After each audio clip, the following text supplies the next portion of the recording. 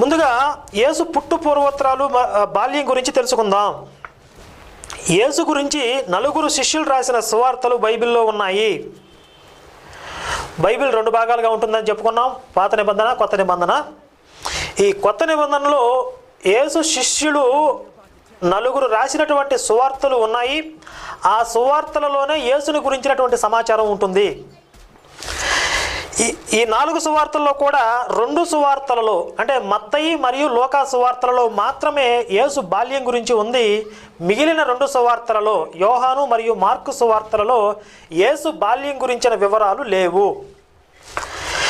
ఈ 2 సువార్తల్లోనైనా యేసు బాల్యం గురించి ఏకాభిప్రాయం ఉందా అంటే అది లేదు. ఇప్పుడు యేసు బాల్యం గురించి ప్రస్తావించబడినటువంటి మత్తయి మరియు లూకా సువార్తలు రెండింటిలోనైనా సరే యేసు బాల్యం గురించి ఒకే విధంగా వ్రాయబడిందా? ఆ రెండిట్లో యేసు బాల్యం గురించి ఏకాభిప్రాయం ఉందా?